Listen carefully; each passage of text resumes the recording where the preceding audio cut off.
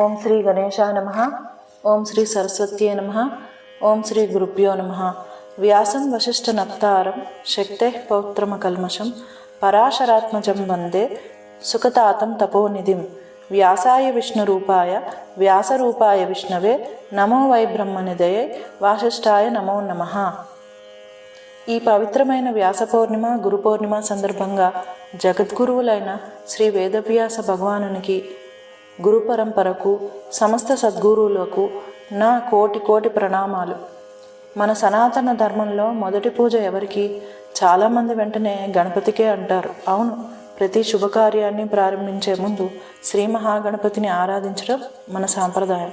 కానీ జ్ఞాన మార్గంలో మొదటి నమస్కారం గణపతి కన్నా ముందు గురువుకే చెందుతుంది. ఎందుకంటే భగవంతుని గురించి చెప్పేది గురువు, వేదాన్ని అర్థం చేయించేది గురువు, జీవిత లక్ష్యాన్ని తెలియజేసేది కూడా గురువే. అలాగే సంసార సాగరాన్ని దాటించే మార్గాన్ని చూపేది కూడా గురువే. అందుకే మనం ప్రతిరోజు ఇలా ప్రార్థిస్తాం: గురుర్ బ్రహ్మ గురుర్ విష్ణు గురుర్దేవో మహేశ్వర గురుర్ సాక్షాత్ పరబ్రహ్మ తస్మై శ్రీ గురవే నమః. గురువే బ్రహ్మ, గురువే విష్ణువు, గురువే మహేశ్వరుడు, గురువే సాక్షాత్ పరబ్రహ్మ స్వరూపుడు. అటువంటి గురుదేవునికి నా శిరస్సు వంచి నమస్కరిస్తున్నాను. ఈరోజు మనం గురు పౌర్ణిమ అంటున్నాం. అదే ఈరోజు వ్యాస పౌర్ణిమ అని కూడా అంటున్నాం. అయితే ఎందుకు వ్యాస పౌర్ణిమ అని అంటున్నాము? శంకర పౌర్ణిమ, రామానుజ పౌర్ణిమ, మధ్వ పౌర్ణిమ, మరే మహానుభావుని పేరుతో ఈ పౌర్ణిమ జరుపుకోము. ఇది చాలా గొప్ప విషయం. సనాతన ధర్మం ఈ పౌర్ణిమను ఒక వేదవ్యాస మహర్షి పేరుతోనే జరుపుకోవాలని నిర్ణయించింది. దానికి కారణం, ఎంతమంది ఆచార్యులు ఉన్నా, ఎంతమంది పీఠాధిపతులు ఉన్నా, వారు గురుపీఠంపై ఆసీనులైనప్పుడు వారిని వ్యక్తిగతంగా చూడరు, వారిలో వ్యాస భగవానుని దర్శిస్తారు. అందుకే గురు పూజ చేసే సమయంలో వ్యాస పూజ చేస్తారు. గురువు అంటే వ్యాస స్వరూపుడు, గురుపీఠం అంటే వ్యాసపీఠం. అది వ్యక్తిగత గౌరవం కాదు, అది వ్యాస పరంపరకు ఇచ్చే గౌరవం. వ్యాస మహర్షికే ఎందుకు అంతటి గొప్ప స్థానం వచ్చింది? ఎందుకంటే వ్యాస మహర్షి సాధారణ ఋషి కాదు, ఆయన శ్రీ మహావిష్ణువు యొక్క అంశావతారం. ధర్మం క్షీణించబోతున్న సమయంలో, వేదాలు ప్రజలకు అందకుండా పోతున్న సమయంలో సనాతన ధర్మాన్ని కాపాడటానికి స్వయంగా నారాయణుడు వ్యాస రూపంలో అవతరించారు. అందుకే ఆయనను వ్యాసాయ విష్ణు రూపాయ వ్యాసరూపాయ విష్ణవే అని స్తుతిస్తాము. వ్యాసుడు విష్ణువు, విష్ణువే వ్యాసుడు. వ్యాస మహర్షి తల్లి సత్యవతి. చిన్నతనంలో ఆమెను మత్స్యగంధి అని పిలిచేవారు. ఎందుకంటే ఆమె జననం ఒక చేప కడుపులో జరిగింది. అందువల్ల ఆమె శరీరం నుంచి చేప వాసన వచ్చేది. ఆమె తండ్రి దాసరాజు పడవ నడిపి జీవనం సాగించేవాడు. ఒకరోజు మధ్యాహ్న సమయంలో మహాతపస్వి పరాశర మహర్షి యమునా నది దాటడానికి అక్కడికి వచ్చారు. సత్యవతి పడవలో ఆయనను నది దాటిస్తోంది. ఇక్కడి నుంచే ఒక మహత్తరమైన దైవ సంకల్పం ప్రారంభమవుతుంది. మనం పరాశర మహర్షిని సాధారణ మానవుడిగా చూడకూడదు. ఆయన మహాజ్ఞాని, మహాతపస్వి, త్రికాల జ్ఞాని, లోకక్షేమం కోసం జన్మించిన మహాపురుషుడు, భగవంతుని సంకల్పాన్ని నెరవేర్చడానికి వచ్చిన మహర్షి. ఆయన మనస్సులో వ్యక్తిగత కోరికలు లేవు. ఆయన ద్వారా భగవంతుడు చేయించదలుచుకున్న కార్యం మాత్రమే ఉంది. అదే వేదవ్యాస మహర్షి అవతారం. పడవ యమునా నది మధ్యకు చేరినప్పుడు పరాశర మహర్షి తన యోగ దృష్టితో ఒక దివ్యమైన విషయాన్ని గ్రహించారు. ఈ భూమిపై ఒక మహాపురుషుడు అవతరించాల్సిన సమయం ఆసన్నమైంది. ఆ మహాపురుషుడు జన్మిస్తేనే సనాతన ధర్మం నిలబడుతుంది, వేదాలు రక్షింపబడతాయి, కలియుగ ప్రజలకు ధర్మజ్ఞానం అందుతుంది. అప్పుడు పరాశర మహర్షి సత్యవతితో తన సంకల్పాన్ని తెలియజేశారు. ఇప్పుడు చాలామందికి సందేహం వస్తుంది, ఒక మహర్షికి ఇలాంటి కోరిక ఎలా కలిగింది? అదే మనం జాగ్రత్తగా అర్థం చేసుకోవాలి. మహర్షుల జీవితాన్ని సాధారణ మానవ దృష్టితో అర్థం చేసుకోవడం చాలా పెద్ద పొరపాటు. వారికి మనలాంటి కామం, మోహం, స్వార్థం ఇవేవి ఉండవు. వారి ప్రతిచర్య వెనుక లోకక్షేమం ఉంటుంది, భగవంతుని సంకల్పం ఉంటుంది.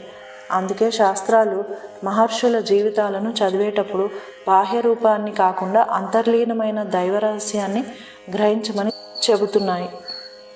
శాస్త్రాలలో మన్మధుడు ఎంతో శక్తివంతుడుగా చెప్పబడ్డాడు. అతడు మహర్షులను కూడా పరీక్షించగలడు. కానీ అది అతని స్వతంత్ర శక్తి కాదు. అది కూడా భగవంతుని సంకల్పానుసారమే పనిచేస్తుంది. లోక కళ్యాణం కోసం ఒక మహాపురుషుడు అవతరించాల్సి వచ్చినప్పుడు ఆ దైవ సంకల్పాన్ని నెరవేర్చడానికి ప్రకృతిలోని శక్తులన్నీ సహకరిస్తాయి. కృతయుగంలో మనుషులు 1000 సంవత్సరాలు జీవించేవారు. త్రేతాయుగంలో కూడా దీర్ఘాయుషు ఉండేది. ద్వాపరయుగంలో కూడా వేదాలను పూర్తిగా అధ్యయనం చేసే సామర్థ్యత ఉండేది. కానీ కలియుగం ప్రారంభమైంది. మనుషుల ఆయుష్ తగ్గిపోయింది, జ్ఞాపక శక్తి తగ్గిపోయింది, తపస్సు, వేదాధ్యయనం చేసే శక్తి కూడా తగ్గిపోయింది. అప్పుడు భగవంతుడు ఇలా సంకల్పించాడు: ఈ అనంతమైన వేదరాశిని మానవులకు అర్థమయ్యే విధంగా విభజించాలి. ఆ పని చేయగలిగేది సాధారణ మనిషి కాదు, ఒక మహాపురుషుడే. అందుకే వ్యాస మహర్షి అవతరించారు. పరాశర మహర్షి సత్యవతిపై అపారమైన కరుణ చూపారు.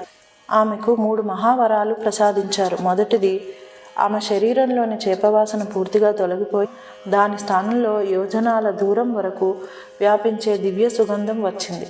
అందుకే ఆమెకు యోజనగంధి అనే పేరు వచ్చింది. రెండవది, ఈ సంఘటన జరిగినప్పటికీ ఆమె కన్యత్వానికి ఎలాంటి భంగం కలగదని వరమిచ్చారు. మూడవది, ఆమె గర్భంలో జన్మించబోయే కుమారుడు జగత్తుకు మార్గదర్శకుడు అవుతాడని ఆశీర్వదించారు. వ్యాస మహర్షి అవతారం. యమునా నదిలోని ఒక ద్వీపంలో ఆ దివ్య శిశువు జన్మించాడు. ద్వీపంలో జన్మించినందుకు ద్వైపాయనుడు, నల్లని వర్ణం కలిగి ఉన్నందుకు కృష్ణ ద్వైపాయనుడు. తరువాత వేదాలను విభజించినందుకు వేదవ్యాసుడు. అదే జగత్తు నమస్కరించే శ్రీ వేదవ్యాస మహర్షి. ఆయన పుట్టిన వెంటనే సాధారణ శిశువులా పెరగలేదు.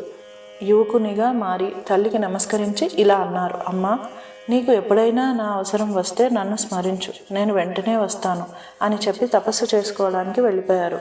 ధర్మరక్షణ కోసం భగవంతుని అవతారాలు మోహిని అవతారం నుండి వ్యాస అవతారం వరకు ఇప్పుడు మనం తెలుసుకుందాం. క్షీరసాగర మదనం జరిగినప్పుడు దేవతలు, రాక్షసులు ఇద్దరూ కలిసి మదించారు. మదనంలో అనేక దివ్యరత్నాలు వెలువడ్డాయి. చివరికి అమృత కలశం ప్రత్యక్షమైంది. అప్పుడు ఒక సమస్య ఏర్పడింది. రాక్షసులు కూడా అమృతం కావాలని పట్టుబట్టారు. ఇప్పుడు ఒకసారి ఆలోచించండి, రాక్షసులు అమృతం తాగితే ఏమవుతుంది? అధర్మానికి మరణం ఉండదు, లోకంలో ధర్మం నిలబడదు. అందుకే భగవంతుడు ఒక అద్భుతమైన లీల చేశాడు. మోహిని అవతారం. శ్రీ మహావిష్ణువు అపూర్వమైన సుందరాంగి రూపమైన మోహిని అవతారం ధరించారు. ఆ రూపాన్ని చూసి రాక్షసులంతా మోహితులయ్యారు. మీ అందరికీ సమానంగా అమృతాన్ని పంచుతాను, ముందు అందరూ క్రమంగా కూర్చోండి అని చెప్పారు. రాక్షసులు ఒకవైపు కూర్చున్నారు, దేవతలు మరోవైపు కూర్చున్నారు. అప్పుడు మోహిని రూపంలో ఉన్న మహావిష్ణువు అమృతాన్ని దేవతలకే అందించాడు. రాక్షసులకు ఒక్క చుక్క కూడా దక్కలేదు. ఇది ధర్మరక్షణ. భగవంతుని ప్రతి కార్యం ధర్మానికే. హరిహర తత్వం. మోహిని అవతారాన్ని చూసి పరమశివుడు కూడా ఆశ్చర్యపోయాడు. అది సాధారణ స్త్రీ రూపం కాదు, సాక్షాత్తు మహావిష్ణువు యొక్క యోగమాయ. ఈ దివ్యలీల ద్వారా ప్రపంచానికి ఒక గొప్ప తత్వం తెలియజేయబడుతుంది. హరి వేరు, హరుడు వేరు కాదు. శివుడు, విష్ణువు ఇద్దరూ ఒకే పరబ్రహ్మ తత్వానికి 2 దివ్య ప్రకాశాలు. అందుకే మన సనాతన ధర్మంలో శివకేశవులకు భేదం ఉండదు. పురాణాల్లో చెప్పిన ప్రకారం హరిహరుల దివ్య సంకల్పం ద్వారా హరిహర పుత్రుడు శ్రీ అయ్యప్ప స్వామి అవతరించాడు. భగవంతుడు ప్రతిసారి ఒకే విధంగా అవతరించడు. కొన్నిసార్లు నరసింహుడిగా, శ్రీరాముడిగా, శ్రీకృష్ణుడిగా, మోహినిగా వస్తాడు. అలాగే కొన్నిసార్లు వ్యాస మహర్షిగా కూడా అవతరిస్తాడు. అవతారం రూపం మారుతుంది, కానీ లక్ష్యం మారదు. అదే ధర్మరక్షణ. వ్యాస అవతారం ఎందుకు జరిగింది అంటే, ధర్మాన్ని కాపాడడానికి కత్తి పట్టడం ఒకటే మార్గం కాదు. కొన్నిసార్లు జ్ఞానమే ఆయుధం. అజ్ఞానాన్ని తొలగించడమే ధర్మరక్షణ. వేదాలు మరుగున పడిపోతున్నప్పుడు, వేదాధ్యాయం కష్టమవుతున్నప్పుడు, భవిష్యత్ తరాలు ధర్మాన్ని మరిచిపోయే ప్రమాదం ఏర్పడినప్పుడు భగవంతుడు ఆలోచించడు. ఈ వేదజ్ఞానాన్ని ప్రజలకు సులభంగా అందించే ఒక మహాపురుషుడు అవతరించాలి. ఆ దైవ సంకల్పమే శ్రీ వేదవ్యాస మహర్షి అవతారం. అందుకే వ్యాస భగవానుని అవతారం కూడా శ్రీరాముడు అవతారం, శ్రీకృష్ణుడి అవతారం, నరసింహ అవతారం లాగే ధర్మరక్షణ కోసమే జరిగిన దివ్య అవతారం. అందుకే గురు పౌర్ణిమ అనేది కేవలం ఒక మహర్షి జయంతి కాదు, అది ధర్మం నిలబెట్టిన జ్ఞానానికి చేసే నమస్కారం, వేదాలను రక్షించిన వ్యాస భగవానునికి చేసే కృతజ్ఞతా వందనం, గురు పరంపరకు చేసే ప్రణామం. శాస్త్రం ఒక గొప్ప మాట చెబుతోంది, అనంతో వై వేద, అంటే వేదాలకు అంతం లేదు.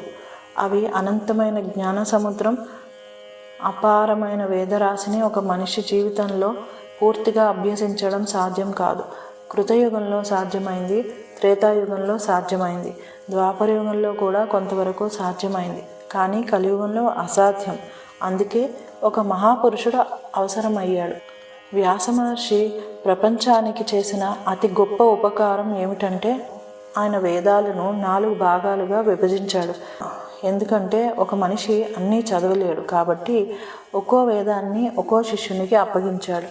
ఋగ్వేదాన్ని ఒకరికి, యజుర్వేదాన్ని మరొకరికి, సామవేదాన్ని ఇంకొకరికి, అథర్వ వేదాన్ని మరొకరికి. ఈ విధంగా గురు పరంపర కొనసాగింది. అందుకే నేటికి వివిధ వేద శాఖలు మనకు అందుబాటులో ఉన్నాయి. ఋగ్వేదంలో ప్రధానంగా దేవతా స్థుతులు, యజుర్వేదంలో యజ్ఞ యాగాదుల విధానాలు, సామవేదంలో అదే మంత్రాలను సంగీత రూపంలో ఆలపించే పద్ధతి. అందుకే భారతీయ సంగీతానికి మూలం సామవేదం అనే అంటారు.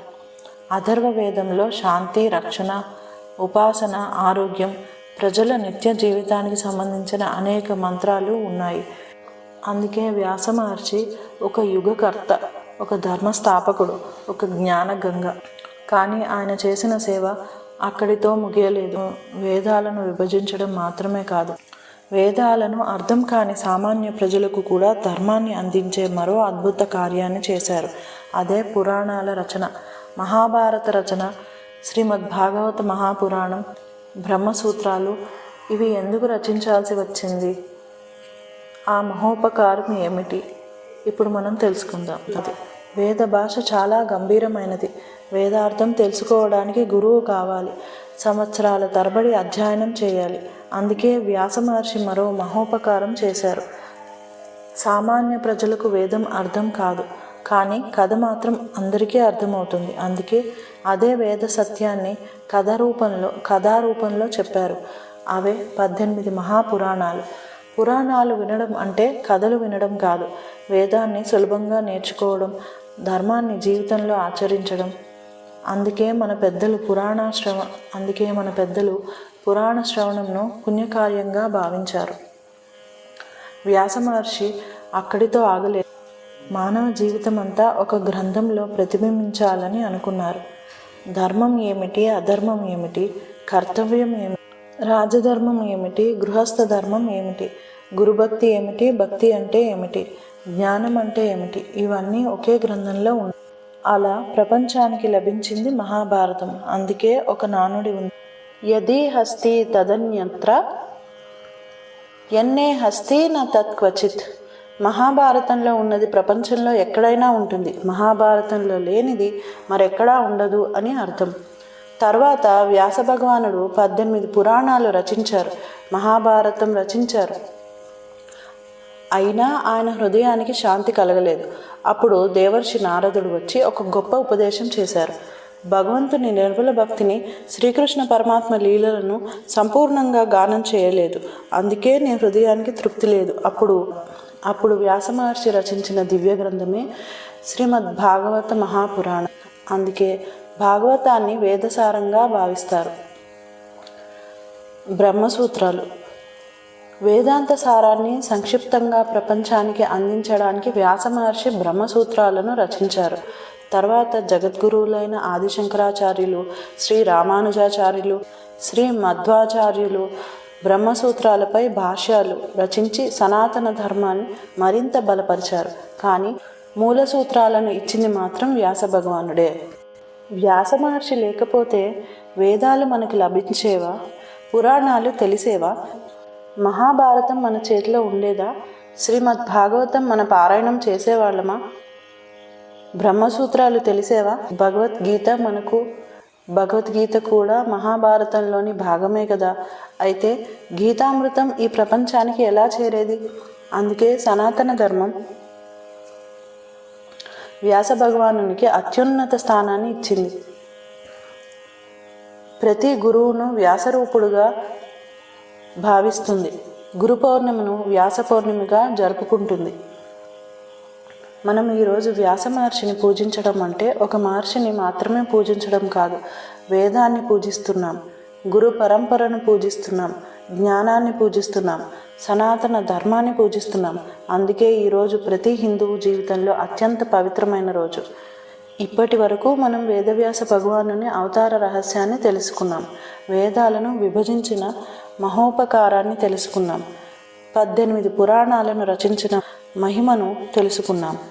మహాభారతాన్ని, శ్రీమద్ భాగవతాన్ని, బ్రహ్మసూత్రాలను ప్రపంచానికి అందించిన ఆయన అపారమైన కరుణను తెలుసుకుందాం. వ్యాస భగవానునికి మనం ఏమి ఇవ్వగలం? ఆయన మన దగ్గర ఏమీ కోరలేదు. ఆయన రాజ్యం కోరలేదు, సంపద కోరలేదు, పేరు ప్రతిష్టలు కోరలేదు. ఆయన ఒక్కటే చేశారు, జ్ఞానాన్ని ఇచ్చారు. మానవ జాతికి వేదజ్ఞానాన్ని వెలుగుగా అందించారు. అందుకే గురువు గురించి శాస్త్రం ఒక అద్భుతమైన శ్లోకం చెబుతుంది. అజ్ఞానతిమిరాంధస్య జ్ఞానాంజన శలాకయా చక్షురున్మీలితం యేన తస్మై శ్రీ గురవే నమః. అజ్ఞానం అనే చీకటిలో ఉన్న మన కళ్ళకు జ్ఞానం అనే అంజనాన్ని పెట్టి దృష్టిని ప్రసాదించిన వాడు గురువు. అటువంటి గురువుకు నమస్కారము. ఇప్పుడు గురువు అంటే కేవలం మంత్రం చెప్పేవాడు కాదు. గురువు అంటే జీవితాన్ని మార్చేవాడు, అహంకారాన్ని తొలగించేవాడు, ధర్మ మార్గంలో నడిపించేవాడు, భగవంతుని దగ్గరకు తీసుకెళ్ళేవాడు. అందుకే గురువును బ్రహ్మతో పోల్చారు. బ్రహ్మ సృష్టిస్తాడు, గురువు మనలో జ్ఞానాన్ని సృష్టిస్తాడు. విష్ణువు కాపాడుతాడు, గురువు మన ధర్మాన్ని కాపాడుతాడు. శివుడు అజ్ఞానాన్ని సంహరిస్తాడు, గురువు కూడా అజ్ఞానాన్ని నశింపజేస్తాడు. అందుకే గురుర్ బ్రహ్మ, గురుర్ విష్ణువు, గురుర్దేవో మహేశ్వర అని మనం ప్రతిరోజు పఠిస్తున్నాం. గురు పూజ అంటే పూలు పెట్టడం మాత్రమే కాదు. గురు పూజ అంటే గురువు చెప్పిన మార్గంలో నడవడం, గురువు ఉపదేశాన్ని ఆచరించడం, ధర్మాన్ని జీవితంలో నిలబెట్టుకోవడం, గురువు ఇచ్చిన మంత్రాన్ని నిష్టగా జపించడం. అదే నిజమైన గురుదక్షిణ. ఈరోజు మనం చేసే వ్యాస పూజ ఒక వ్యక్తికి చేసే పూజ కాకుండా అది వేదానికి చేసే పూజ, గురు పరంపరకు చేసే పూజ, సనాతన ధర్మానికి చేసే పూజలాగా భావించాలి. గురుపీఠంపై ఆసీనులైన ప్రతి గురువులో వ్యాస భగవానుని దర్శించడం మన సాంప్రదాయం. అందుకే ఈ రోజును వ్యాస పౌర్ణిమ అంటారు. తల్లిదండ్రులు మనకు శరీరాన్ని ఇస్తారు, గురువు మనకు జీవితాన్ని ఇస్తాడు. తల్లిదండ్రులు ఈ లోకాన్ని చూపిస్తారు, గురువు పరమాత్మను చూపిస్తాడు. తల్లిదండ్రులు జన్మనిస్తారు, గురువు జన్మరాహిత్యాన్ని ప్రసాదించే మార్గాన్ని చూపిస్తాడు. అందుకే గురువు రుణం తీర్చుకోవడం అసాధ్యం అంటారు. ఈ పవిత్రమైన రోజున మనం ఒక సంకల్పం చేసుకుందాం. ప్రతిరోజు కొంతసేపైనా శాస్త్ర పఠనం చేద్దాం. భగవద్గీతలో కనీసం ఒక శ్లోకం చదువుకోవడమో, శ్రీమద్ భాగవతాన్ని వినడమో, రామాయణాన్ని చదవడం కానీ శ్రవణం చేయడం కానీ చేయడమో, మహాభారతం నుంచి ధర్మాన్ని నేర్చుకోవడం, వేదాలను గౌరవిద్దాం, గురువులను సేవిద్దాం, సనాతన ధర్మాన్ని ఆచరిద్దాం. అదే వ్యాస భగవానునికి మనం సమర్పించే నిజమైన గురుదక్షిణ. అందరం కలిసి వ్యాస భగవానుని ధ్యానిద్దాం. వ్యాసం వశిష్ఠ నప్తారం శక్తే పౌత్రమకల్మషం పరాశరాత్మజం వందే సుఖతాతం తపోనిధిం. వ్యాసాయ విష్ణురూపాయ వ్యాసరూపాయ విష్ణవే నమో వై బ్రహ్మనిధయే వాసిష్ఠాయ నమో నమః. గురుర్బ్రహ్మ గురుర్విష్ణుః గురుర్దేవో మహేశ్వరః గురుర్ సాక్షాత్ పరబ్రహ్మ తస్మై శ్రీ గురవే నమః. ఈ పవిత్రమైన వ్యాస పౌర్ణిమ రోజు శ్రీ వేదవ్యాస భగవానుని అనుగ్రహం, గురు పరంపర కటాక్షం, సమస్త సద్గురువుల ఆశీస్సులు మన అందరిపై ఉండాలని మనసారా ప్రార్థిస్తూ సర్వే జనా సుఖినో భవంతు. ఓం శాంతి శాంతి శాంతి.